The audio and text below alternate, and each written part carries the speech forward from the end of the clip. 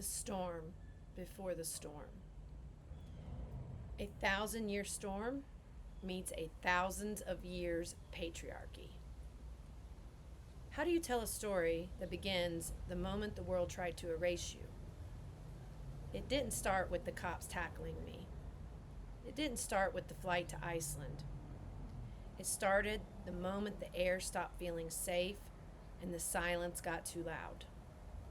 2 hurricanes, 14 days, no leadership, no plan, no backup, and me, somewhere between heroin and storm chaser, doing propane runs and oxygen deliveries, and telling the truth online when most folks didn't even have a signal. They called Helene a once-in-a-thousand-year storm. But if it was that dire, why did we feel so alone, abandoned, left to rely on the kindness of neighbors and strangers, fend for ourselves and figure it out? Hundreds of rescue helicopters, but not a whole lot of common sense. If Helene was a test of our infrastructure, the answer, we failed. So I couldn't stay silent, not as a citizen, a journalist, a creative. I had to speak, to share information, to document history, to be a witness to the atrocities of pathetic disaster response and relief, to figure out where the systems had let us down, just like I'd done during COVID in 100 podcast interviews. Part apocalypse vlog, part citizen journalism, part Fury Road. It's time to rematriate the military-industrial complex to ensure we're better protected and prepared for these apocalyptic storms that get more intense every year. This was not only ever a weather story, it's a systems story. I've been a fighter my whole life. Authority, DC marches, coaches, mean girls, the patriarchy. So who knows how long I've been raising eyebrows. But this time, I was put on a list that led to me being caged. This is not a story about a woman who lost her mind or fit the danger requirements of a 72-hour involuntary psych hold. This is the story of one of the 600,000 women they try to erase every year in the U.S. This is for the ones who've been flagged, followed, tackled, shamed, and locked away by the patriarchy, for speaking truth too loudly, too clearly, too soon, for the first her they ever silenced, and all the women since that they've burned, buried, or blacklisted. They called us crazy, but let me show you what crazy clarity really looks like. This is how it started. The storm before the storm. Before they tried to erase me. Before I juked a cop and the TikTok racked up 13 million views and TMZ ran a "I hope she gets some help" clip without knowing a single truth. Before I remembered, I was made of lightning.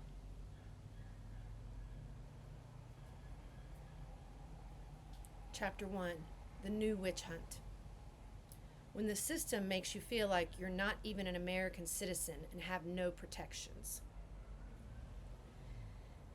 They will call you mad for refusing the script. That's how you know you're finally speaking your own lines. Tree of Wampus Council. I was wearing pink tennis shoes. That got a lot of comments online, as if I had shown up that day intending to cause a scene and disrupt the rest of my life. My history of protesting certainly made this realistic, but that day, all I was looking for was a little peace. My travel outfit was on point. Light cardigan, flowy dress, sunglasses, and 1 carry-on bag. I used to be a college sports team travel agent, so I trapezed through 25 countries already, and am a pro at packing light. I'd found one of the few rooms left in Savannah after mandatory evacuations had invited all of Tampa to have a hurricane party in the Garden of Good and Evil. The hotel's massive tub was a godsend after a 30-hour whirlwind trip to get my mom out of Daytona Beach for fear she'd have to go through what we had in western North Carolina the last 2 weeks.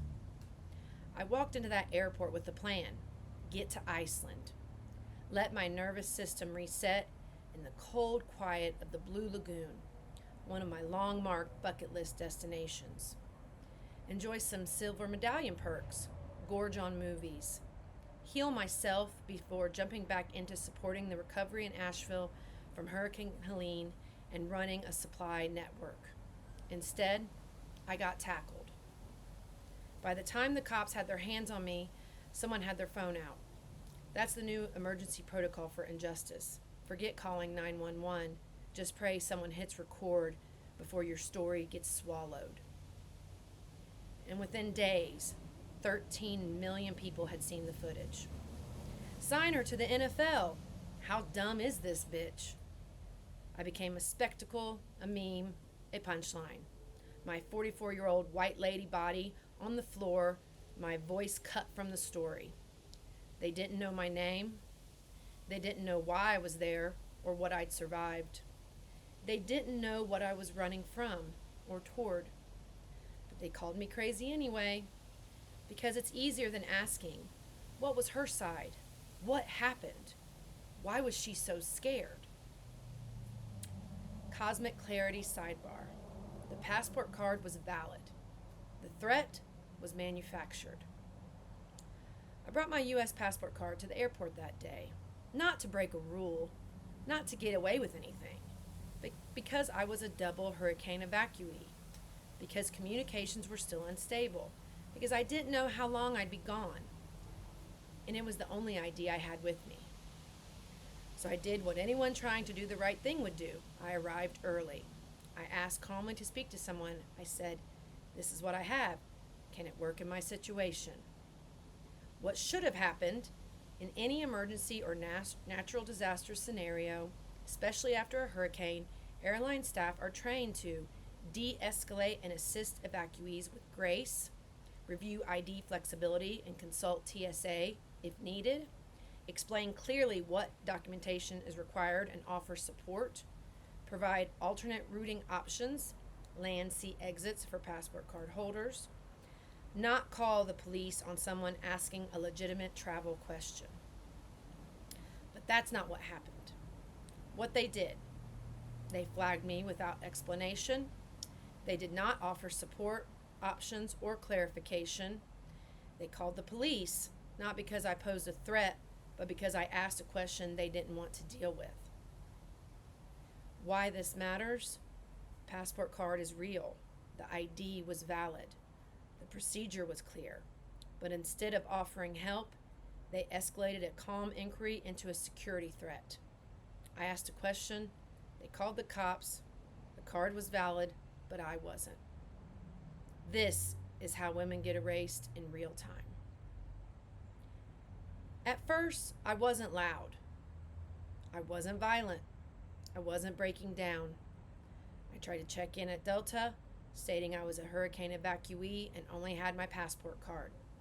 I'd come super early in case I needed to talk to someone, or get an expedited passport, or whatever the protocol was in an evacuation situation. Yet, with my 400,000 Sky Mile status and the passport card newly purchased and touted as an acceptable substitute in certain situations, I was confident it wouldn't be a big deal. I knew I might have a couple extra hoops to jump through, but floating in the Blue Lagoon in Iceland was going to be worth any extra hassle. But little did I know, I was being watched. The counterwoman's jaw dropped as she attempted to check me in, mumbling something about not being able to help me. No eye contact. I immediately turned to a female security guard and asked if she could get me someone to talk to, since I was a hurricane evacuee and had a legitimate flight, hotel booked, and my passport card and ID. She threw up her hands and started backing away from me, saying, "I can't help with that." In that moment, I saw them. 8 cops circling like a pack of hyenas behind her before I'd even raised my voice. That's when primal instincts took over and my body went into fight or flight. Something in my ancient code activated, propelling me to get loud and visible as fuck. I jumped onto the baggage carousel and stated my case to the small crowd while the fluorescent lights hummed like a bored jury. I am a double hurricane evacuee. I just left Asheville to evacuate my mother from Florida. I have a passport card and a legitimate flight and hotel reserved in Iceland. I've been to 25 countries. I wasn't trying to cause a scene. I was trying not to get erased quietly. The cops still stalked me, so I kept telling my story. About how bad things were in Asheville and how little help and support we were getting. The 3-day blackout. The militarized cops everywhere. The constant helicopters. Living in a war zone in the middle of North Carolina. I refused to shut up as they chased me around the check-in counter because something in my body knew they'd been expecting me. That they'd already decided I wasn't getting on that flight the moment I booked it. That's the part they never say. This didn't start with the viral video. That was just the explosion. The burn had been building for weeks, years, probably decades. Storms, silencing, secrets, survival. This story starts years ago when I realized they weren't going to save us, and they don't really give a shit about us. So I did what every woman with ancient instincts and pink sneakers would do. I ran.